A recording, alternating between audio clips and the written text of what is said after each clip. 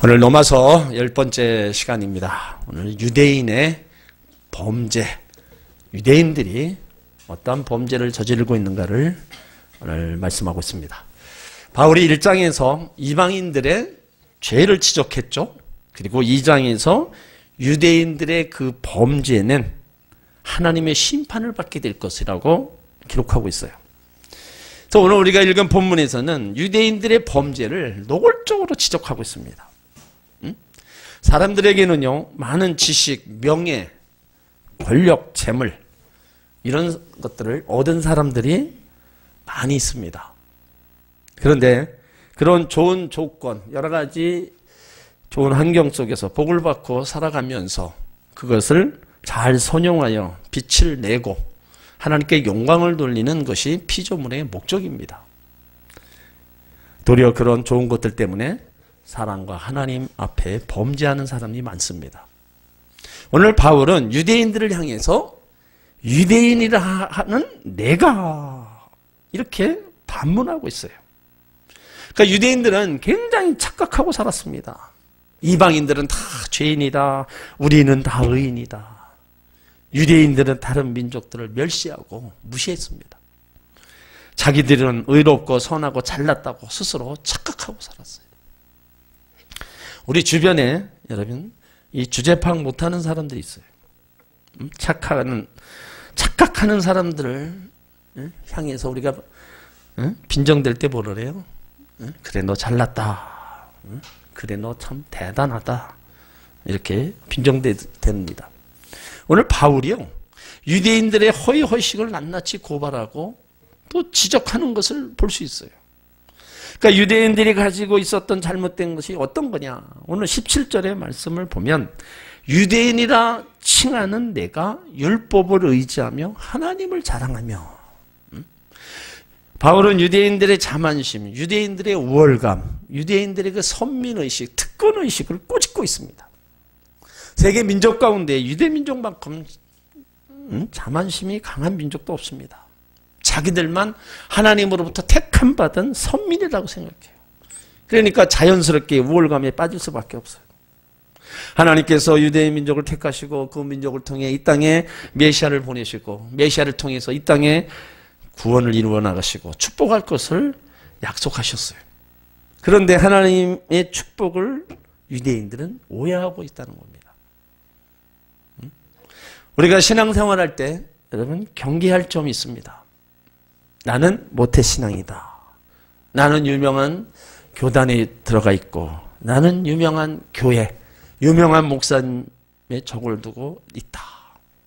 여러분 이런 것이 함정에 빠져서는 안 된다는 겁니다. 자신이 모태신앙을 가지고 태어났다면 다른 교회보다 더 크고 좋은 곳에서 신앙생활하고 있다면 여러분 어떻게 해요? 다른 사람보다 자신이 더 열심으로 살고 열심으로 잘 믿고 본이 되어야 된다는 거예요. 우리는 그것만을 자랑하는 경우가 많이 있다는 겁니다. 여러분 여기 잘못된 우월감, 참밀된 선민의식, 특권의식 이것이 바로 그들을 병들게 만들었어요. 교회의 크기에 따라서 내 믿음의 크기가 결정되는 것은 아니라고 그랬습니다. 작은 교회에서 정말로 더 신앙생활 잘하고 충성하는 분들이 더 많고 큰 교회라고 해서 자기 믿음도 크고 더 많은 일을 하는 것이 아닙니다. 우리 아모니 교회만 해도 우리가 뭐 작다 그러면 작죠. 하지만 이곳에서 우리가 다른 건 몰라도 하나님 앞에 우리가 예배하고 신앙생활하고 우리가 주어진 일에 충성하는 것만큼 성도 여러분들의 신앙생활을 만큼은 그래도 정말로 제대로 했으면 하는 그런 바람이 저에게 있습니다. 큰 교회라고 해서 뭐 매일 예배 드리는 것도 아니고 우리가 작은 교회라서 또 우리가 매일 또 예배 안 드리는 것도 아닙니다. 우리에게 주어진 하나님 먼저의 삶이라는 것이 예배가 먼저면 그 예배로 인해서 기도, 말씀이 모든 것이 따라오고 우리가 또 작지만 할 수 있는 일은 우리가 또 다 할 수 있는 거, 하는 거 이런 거를 통해서 위로 하나님께나 옆으로 또 성도들 관계, 또 주변의 사람들과의 관계가 정말로 작지만 더 영향력을 미치고 하나님 보시기에도 누가 보기에도 아름다운 교회로 우리가 만들어가고 또 그런 모습을 보이기를 원하는 겁니다. 그래서 결코 작지만 작지 않고 작지만 할 일을 다 하는 그런 교회로 우리 교회를 더 키워나가고 또 그렇게 달려고자 하는 마음이 저에게도 있습니다. 여러분들 마음 가운데도 계실 줄 믿습니다. 오늘 바울은요, 유대인들을 향해서 이제 그거를 지적하는 거예요. 육체적, 표면적 유대인이 아니다. 영적인 유대인, 내면적인 유대인. 그 참 유대인이라고 부르고 있는 거예요. 예수 그리스도를 구세주로 믿고 죄를 회개하고 성령으로 거듭난 사람을 가리킵니다. 그래서 유대인이라고 칭하는 내가, 그러니까 유대인은 자기가 유대인의 사실에 대해서 긍조와 자부심을 가지고 있었어요. 두 가지입니다. 하나는 이방인에게 없는 율법을 가지고 있다는 거. 그리고 자기들은 할례를 받았다는 거예요. 그래서 그런 자부심을 갖고 있는 내가, 나는 하나님의 자녀다, 크리스천이라고 하는 내가 왜 그러느냐, 그걸 지금 묻고 있는 거예요. 내가 율법을 의지하며, 유대인들은 하나님으로부터 율법을 부여받은 특권을 누리고 있습니다. 그 특권은 자랑할 뿐만 아니라 그 특권을 받지 못한 이방인들을 경멸하기도 한다는 거예요. 이러한 우월감이 하나님께 감사하며 순종함으로 나타났으면 하나님 앞에 칭찬을 받을 수 있을 텐데 그 특권만 중요시 여기고 그에 따르는 책임은 무시한 겁니다. 그래서 그들에겐 언약을 지켜야 할 책임이 있었는데 그걸 지키지 못했어요. 율법 속에 큰 사상, 하나님 사랑을 실천하는 겁니다. 그들은 율법의 교훈을 받고 가르치면서도 사랑의 진리를 깨닫지 못하고 실천하지 못함으로 율법주의자로 낙인을 찍혔습니다. 그래서 오늘 로마서 2장 23절 24절을 먼저 보면 율법을 자랑하는 내가 율법을 범함으로 하나님을 욕되게 하느냐, 기록된 바와 같이 하나님의 이름이 너희로 인하여 이방인 중에서 모독을 받도다. 그리고 12절에 율법이 있고 범죄한 자는 율법으로 말미암아 심판을 받으리라. 그러니까 하나님의 의로우신 판단이 나타나는 그날 자기들이 의지하고 있는 율법이 오히려 자기를 정죄할 것이라고, 그 정죄할 것을 유대인들을 깨닫지 못하고 있었다는 겁니다. 여러분, 지금 우리도 마찬가지입니다. 예수님을 우리가 섣불리 믿는 사람들 때문에 하나님이 세상 사람들에게 욕을 먹습니다. 그만큼 교회나 성도들이 잘못했을 때 세상 사람들로부터 이방인 중에서 모독을 받는도다. 세상 사람 욕을 먹는 거예요. 이런 일이 안 일어날 수는 없지만 가능하면 일어나지 않는 게 하나님의 영광이 되고 성도들이 더 그런 아름다운 모습이 이방인들, 믿지 않는 사람들이 볼 때 아름다워야 된다는 거예요. 오늘 17절에 하나님을 자랑하며, 얼마나 좋은 말이에요. 우리는 어디를 가서 자신을 자랑하지 말고 하나님을 자랑해야 됩니다. 그런데 자랑할 때는 진실로 하나님을 사랑하는 마음으로 해야 된다는 거예요. 하나님 사랑하는 마음이 없으면서 겉으로 하는 것은 위선이고 거짓입니다. 유대인들은 율법을 주신 하나님을 자랑했습니다. 하나님이 자기 편이라는 거예요. 그래서 유대의 이 남자를 보면요, 머리에 베레물 같은 모자를 쓰고 다닙니다. 그것은 하나님이 나와 함께 하신다는 뜻이에요. 그러니까 감히 나를 건드리지 말라 이런 겁니다. 그런데 하나님은 사람을 유머로 보지 않는 분입니다. 유대인이든 헬라인이든 하나님이 각 사람에게 행한 대로 보응하시는 심판주라는 것을 유대인들은 잊고 있었어요. 요한복음 5장 41절에 보면 다만 하나님을 사랑하는 것이 너희 속에 없음을 알았도다. 그러니까 예수님이 보기에 하나님을 사랑하는 마음이 저희 속에 없는 걸 아셨다는 거예요. 그러니까 오늘 본문의 배경은요, 자신의 우월감을 나타내기 위해서 하나님을 사랑하는 자입니다. 하나님을 이용하여 자신을 나타내려는 악한 마음을 가진 자를 책망하는 말이에요. 유대인이라고 칭하는 내가 율법을 의지하며 하나님을 자랑한다. 18절에요. 율법의 교훈을 받아 하나님의 뜻을 알고 지극히 선한 것을 좋게 여기며, 이 말씀은 하나님의 말씀을 많이 읽어서 하나님의 뜻을 알았다는 말입니다. 하나님의 뜻이 뭐예요? 하나님 사랑, 이웃 사랑입니다. 하나님을 사랑하는 자는 교회를 사랑합니다. 이웃을 사랑하는 자는 또 그 영혼까지 사랑하는 겁니다. 그래서 하나님은 모든 사람 마음속에 하나님을 알만한 것을 심어주셨다고 그랬어요. 창조 만물을 통해서 하나님을 알게 하셨고, 인간의 양심을 통해서 하나님의 전능하신 능력과 신성을 보여주셨습니다. 그런데 하나님은 특별히 유대인들에게는 뭐예요? 율법을 내려주셨다는 거예요. 그 속에서 하나님의 분명하신 뜻을 계시해 주셨습니다. 그래서 18절에 있는 지극히 선한 것을 좋게 여겼다. 이 말씀은 하나님의 뜻을 분별하여 아는 것에 그치는 것이 아니라 그 말씀에 동의했다는 거예요. 그 말씀이 진리의 말씀입니다 라고 동의했다는 그 말입니다. 누가 그랬어요? 유대인들이 그랬습니다. 그런데 바울이 로마서 1장 21절에서 뭐라고 그랬어요? 하나님을 알되 하나님을 영화롭게도 아니하며 감사치도 아니하고 오히려 그 생각이 허망하여지며 미련한 마음에 어두운 자다, 이렇게 지적한 거예요. 율법을 받은 자로서 그 율법을 지키고 나가야 되는데 그거에 대해서는 전혀 지키지 않았다는 거예요. 또 19절에 보세요. 내가 율법에 있는 지식과 진리의 규모를 가진 자로서 소경의 길을 인도하는 자요 어둠에 있는 자의 빛이요. 내가 율법에 있는 지식과 진리의 규모를 가진 자로서, 이 말씀은 말씀을 잘 배워서 지식을 먼저 가졌습니다. 다음으로 진리의 규모를 가졌다는 말은 지식을 가지고 신앙 체계를 세웠다는 뜻이에요. 그러니까 규모, 문자 그대로 규격과 모양이라는 말입니다. 뼈대, 결국, 본질 그대로 가지고 있다는 거예요. 헬라 철학 지식도 아니고 사람이 연구해서 탐구해서 낸 진리도 아닌 모세가 신의 산에서 받은 율법을 통째로 가지고 있었습니다.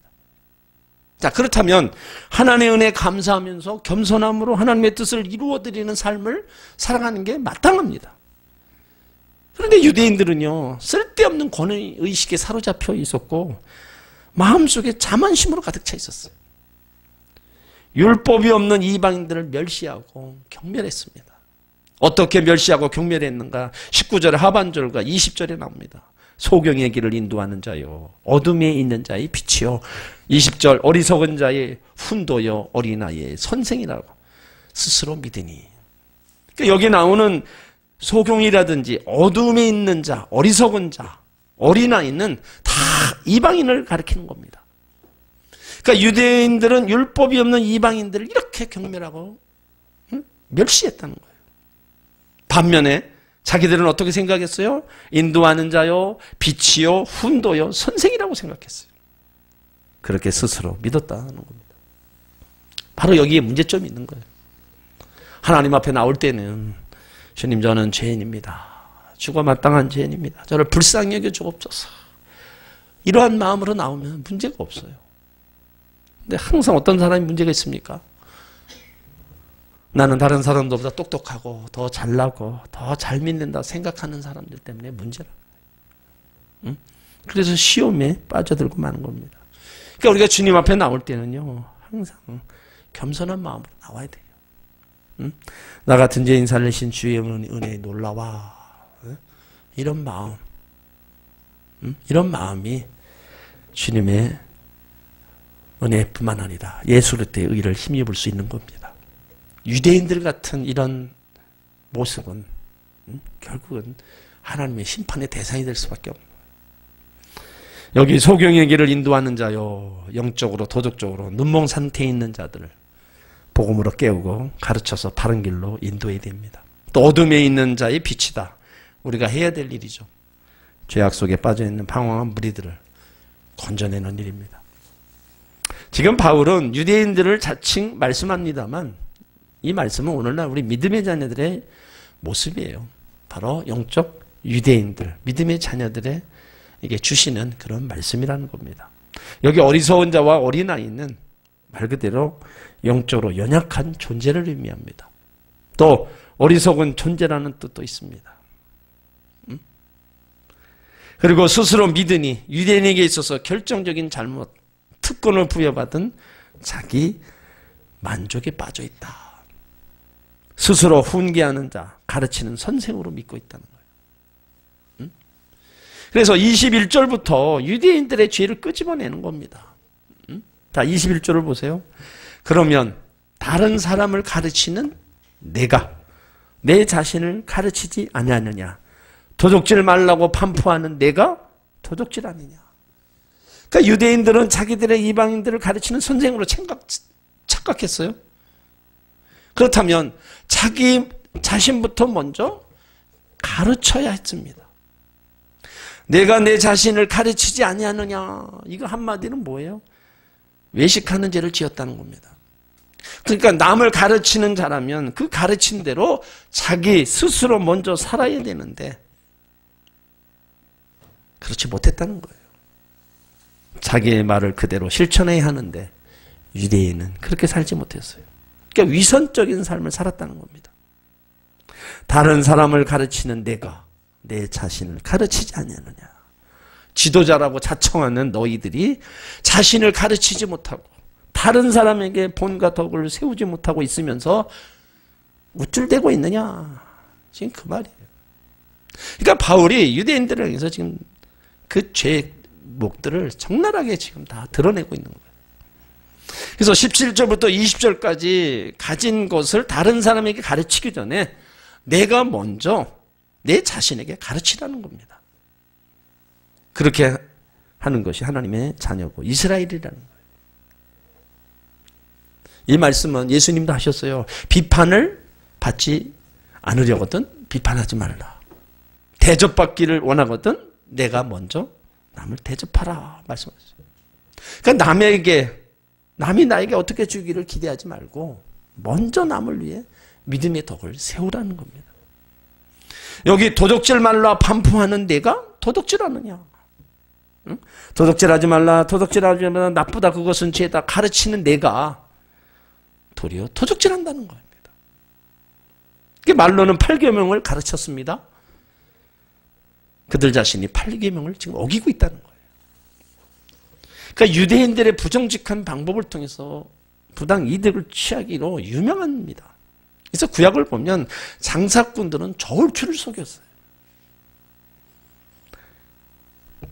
마음대로 다 자기들이 결정해서 부당한 이득을 취했습니다.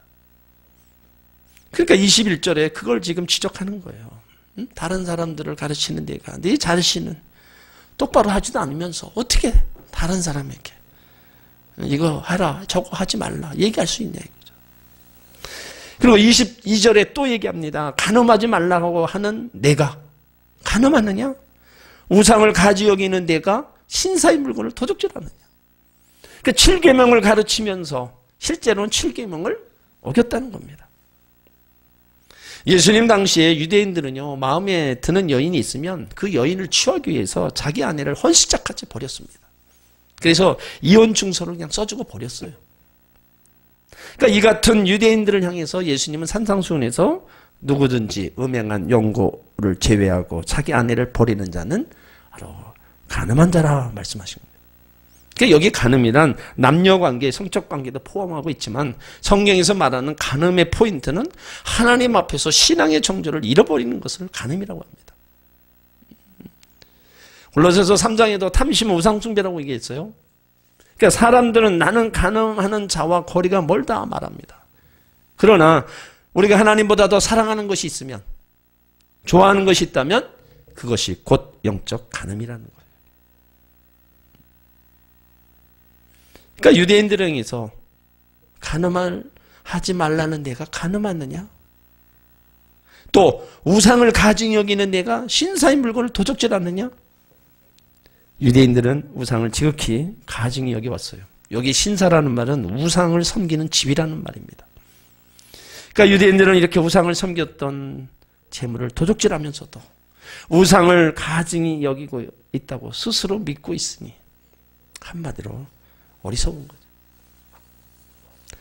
예수 믿는 사람들이 하나님을 사랑한다고 하면서 세상 것을 탐내고 하나님보다 권력을 더 의지하고 사람을 더 의지하고 하나님의 다스림보다 인간의 다스림을 받는 자가 더 많다는 겁니다. 이런 것들은 다 우리가 하나님을 사랑하는 그 고백과 마음과 다르게 눈에 보이는 탐심, 눈에 보이는 것들을 더 많이 의지하고 있는 부분들입니다. 이런 부분들을 우리가 하나님이 싫어하시는 거, 싫어하신다면 우리가 하지 말아야 된다는 거죠. 그래서 철저하게 죄를 탁 뒤집어내는 거예요. 간음하지 말라고 말하는 내가 간음하느냐? 우상을 가증히 여기는 내가 신사의 물건을 토적질 아니냐? 23절에 한 번 더 얘기합니다. 율법을 사랑하는, 율법을 자랑하는 내가 율법을 범함으로 하나님을 욕되게 하느냐? 하나님과 율법을 자랑하는 자가 율법을 범하게 되면 하나님의 이름을 욕을 받게 됩니다. 그 자랑은 헛된 자랑이고 가증한 자랑입니다. 마찬가지로 우리는 하나님을 자랑하는 만큼 하나님의 자녀되어 본을 보이며 살아야 된다는 겁니다. 우리가 바로 살 때 세상 사람들은 우리를 보면서 하나님을 높이게 된다는 거죠. 정말로 저분을 보니까 저분의 모습 속에서 하나님을 보는 것 같구나. 이런 모습이 우리 가운데 드러나야 된다는 거예요. 그러나 우리가 바리 살지 못하면 얘기 돌아오는 거는 뻔하죠. 저 사람이 왜 예수 믿는 사람이 저 모양이냐. 이건 뭐예요? 결국 하나님을 욕되게 하는 거죠. 그 율법을 자랑하는 내가 율법을 범함으로 하나님을 욕되게 하느냐. 그리고 24절에 기록된 바와 같이 하나님의 이름이 너희로 인하여 이방인 중에서 모독을 받는도다. 여기 기록된 바는 이사야 52장 5절을 인용한 말씀입니다. 범죄한 너희로 인하여 하나님이 존귀하신 이름이 영광은커녕 모독을 받게 되었다. 그러고도 너희가 감히 하나님 앞에서 떳떳이 설 수 있다고 말할 수 있느냐. 그런 뜻이에요. 여러분 우리는 어떻습니까? 성도가 살아가는 목적이 뭐여야 돼요? 하나님께 영광 돌리는 것이 우리 삶의 목적이 되어야 됩니다. 그래서 먹든지 마시든지 무엇을 하든지 하나님 영광을 위해 살아가는 거예요. 그런데 우리 잘못된 삶 때문에 하나님의 영광을 가리고 있지는 않는가? 우리가 한번 반성해 봐야 돼요. 신앙 잡지에 이런 만화가 있었어요. 어떤 사람이 천국에 구경을 가서 보니까 사람은 없고 기와 인만 동동 떠다니고 있다는 거죠. 이게 뭡니까? 신앙인들이 듣기는 많이 듣고 말은 청산유수같이 잘하는데 들은 그대로 살지 않고 말한 대로 실천하지 못한다는 것을 꼬집어서 만화에다 이렇게 그려놨어요. 여러분 우리가 신문을 보면 꼭 만평 그거를 만화로 그려놓은 신문들이 다 있습니다. 그 신문을 그리는 그 만화를 그리는 그 사람은요 하루 종일 그거 하나가 하는 일이에요. 근데 그 만화 그 한 커트 안에 그날에 돌아가는 뭐 정치판이라든가 이슈들이 그 만화 몇 그림에 다 들어있어요. 그러니까 그것만 봐도 지금 어떻게 돌아간다는 거예요. 그러니까 그거를 만들어내는 사람은 그만큼 얼마나 고심을 하겠어요. 그 많은 이야기들을 그 만화 몇 카트에 만들어낸다는 거. 그러니까 그것을 보면 우리가 깨달을 게 참 많다는 거예요. 그러므로 우리는 하나님 자녀라는 것을 우리는 잊지 말아야 됩니다. 우리가 주여 주여 하는 자마다 천국에 들어갈 것이 아니라 하늘에 계신 아버지 뜻대로 행하는 자야 천국에 간다. 여러분 우리가 이 말씀을 명심해야 됩니다. 오늘 25절로 29절까지 진짜 유대인은 표면적 유대인이 아니라 속으로 거듭난 자가 유대인임을 말하고 있습니다. 25절 내가 율법을 행한 즉 할례가 유익하나 만일 율법을 범한 즉 내 할례가 무할례가 되었느니라. 이 할례는 창세기 17장에 보면 아브라함이 하나님의 백성된 표를 받은 겁니다. 그들은 뭐예요? 난지 8일 만에 이 할례를 행하죠. 그래서 너는 하나님의 씨다, 하나님의 백성이라는 뜻입니다. 그런데 이 표를 받았다고 해서 다 하나님 백성이 되느냐? 아닙니다. 그 표를 받은 아이가 자라서 하나님을 믿는 믿음에 올바를 때 그 할례가 유익한 거는 거예요. 그런데 유대인들은 할례 받지 않는 자를 가장 더러운 자로 취급했어요. 그래서 다윗이 골리앗을 보고 뭐라고 외쳤어요? 이 할례 받지 못한 더러운 놈이라 우습게 여긴 거예요. 그리고 출애굽기 12장 48절에 보면 유월절을 지킬 때 누구든지 할례를 받지 못한 자는요, 이 유월절 행사에 참여하지도 못했습니다. 그러니까 할례 받은 것을 큰 자랑으로, 긍지로 느끼고 있다는 거예요.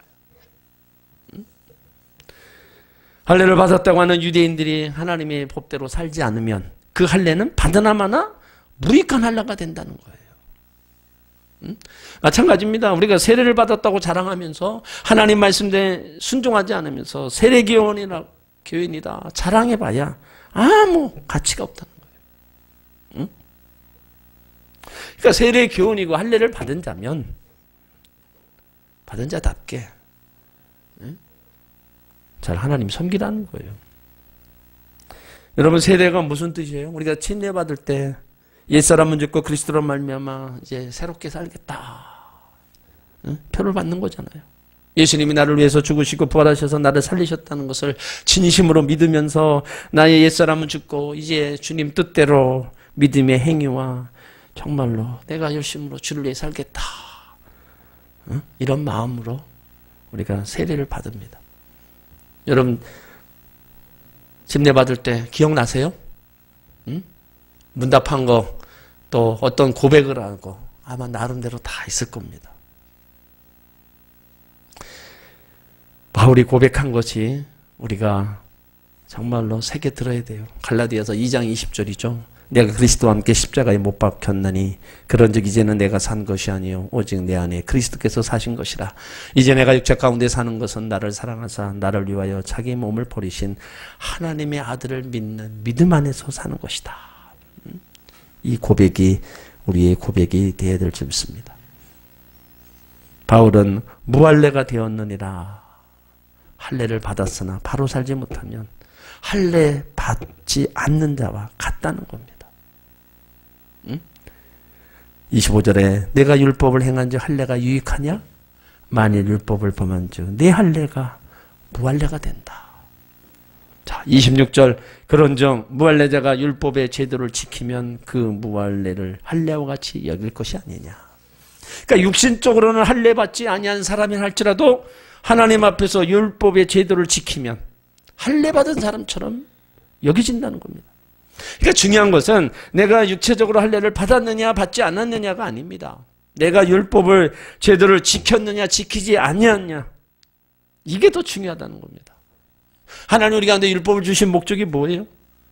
이 율법을 통해서 우리를 의롭게 만들기 위해서 허락해 주셨어요? 아니에요.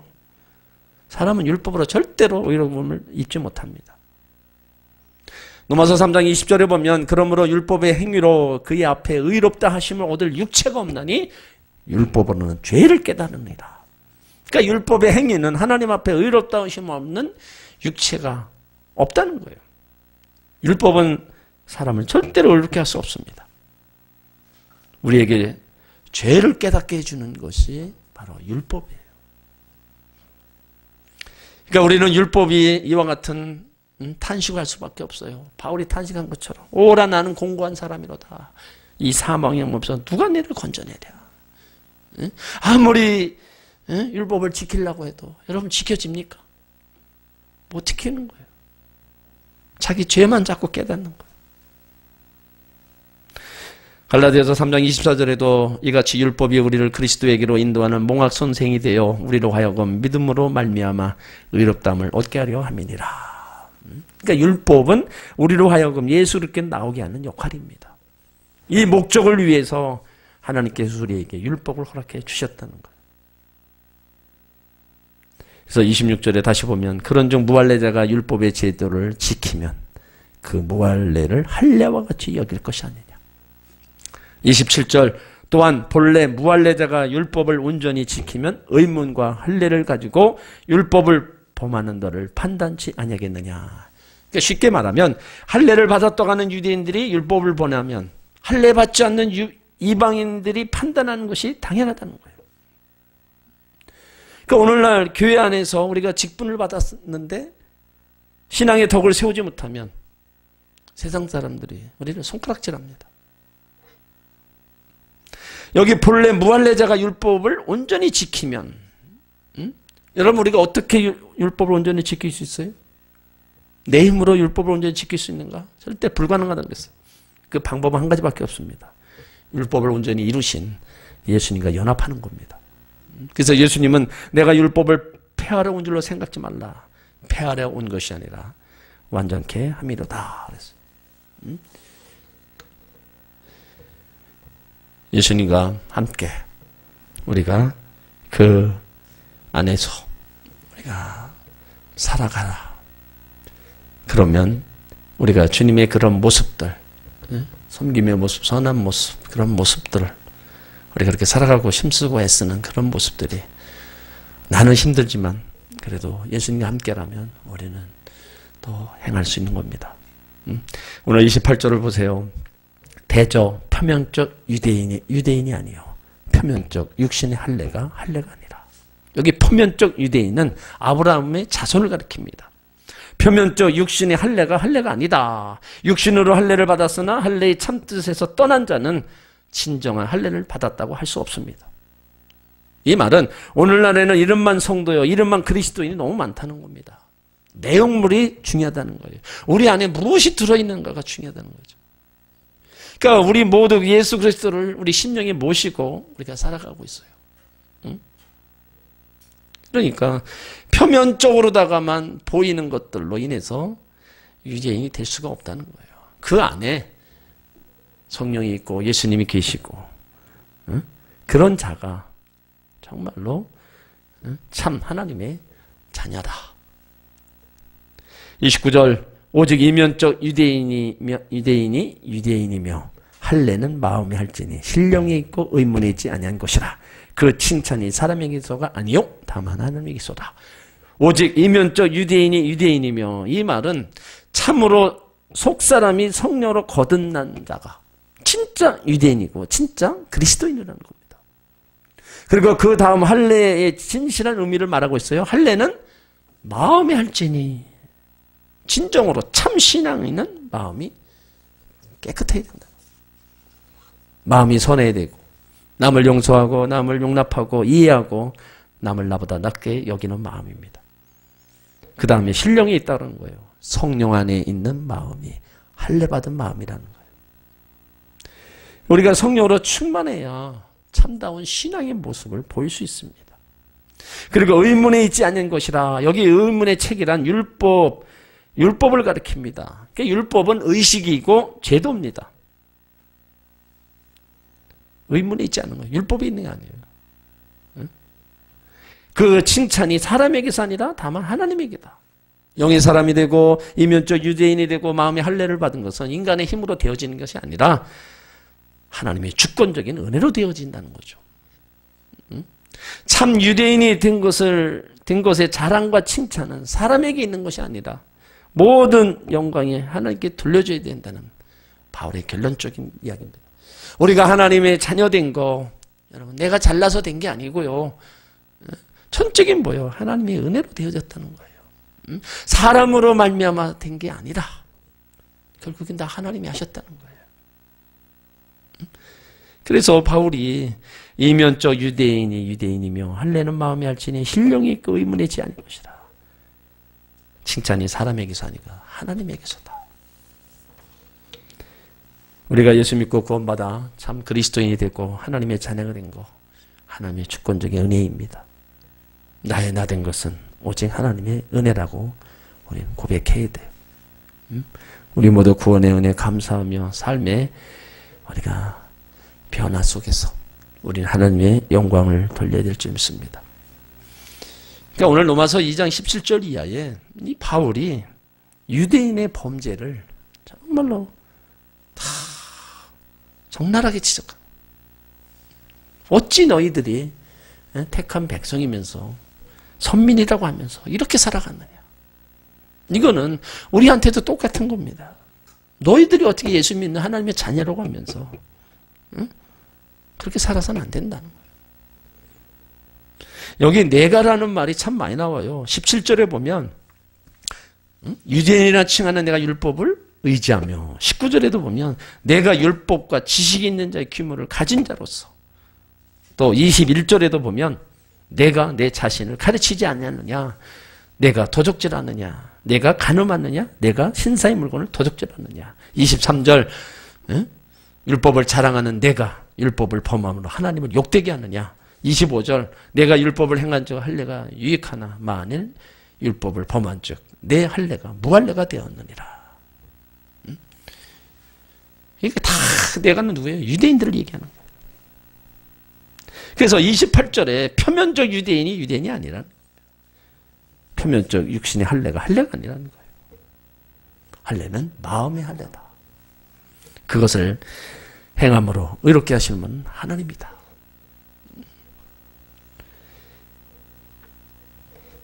바울이 이방인의 선교사의 그 사명을 감당하면서 그 유대인들이 바울을 엄청 시기하고 정말로 핍박을 가했어요.